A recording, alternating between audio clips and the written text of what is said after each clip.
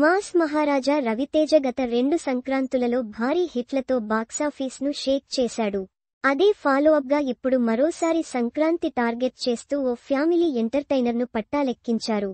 నేను శైలజ, ఉన్నది ఒక్కటే జిందగీ, చిత్రలహరి వంటి భావోద్వేగంతో కూడిన కుటుంబ కథలతో గుర్తింపు తెచ్చుకున్న కిషోర్ తిరుమల దర్శకత్వం వహిస్తున్న ఈ సినిమాను హై బడ్జెట్తో నిర్మిస్తున్నారు. ఈ రోజు నుంచి హైదరాబాద్లో ప్రత్యేకంగా వేసిన సెట్లో ఈ సినిమా రెగ్యులర్ షూటింగ్ ప్రారంభమైంది.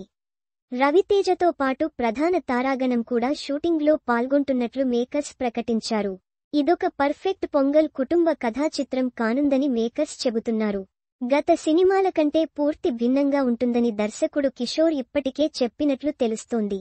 వినోదంతో పాటు భావోద్వేగాలు కూడా ఉండేలా కథను సిద్ధం చేశారని సమాచారం.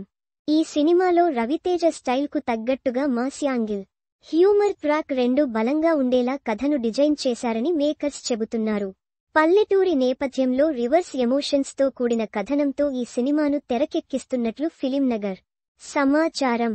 దీంతో రాజా ది గ్రేట్ తరహాలో ఓ ఫీల్ గుడ్ ఎంటర్టైనర్గా ఈ సినిమా మారే అవకాశాలున్నాయి.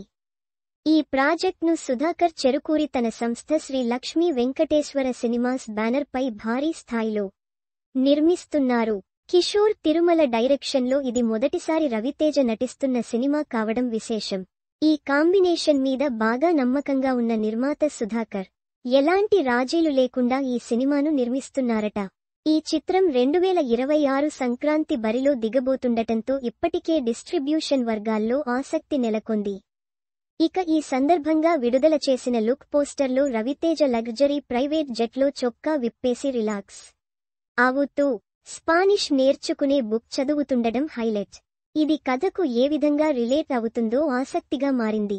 ఓవైపు స్పానిష్ బుక్, మరోవైపు గ్లామరస్ లుక్తో సిట్టింగ్లో కనిపించడం ఈ సినిమాలోని హీరో క్యారెక్టర్ మీద curiosity పెంచేసింది.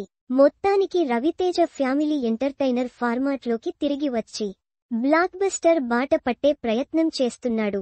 Mass, humour, family emotions అన్నింటినీ మిక్స్ చేస్తూ ఈ సినిమా సంక్రాంతికి రిలీజ్ చేస్తున్నారు. మరి సినిమా అనుకున్న సమయానికి రెడీ అవుతుందో లేదో చూడాలి.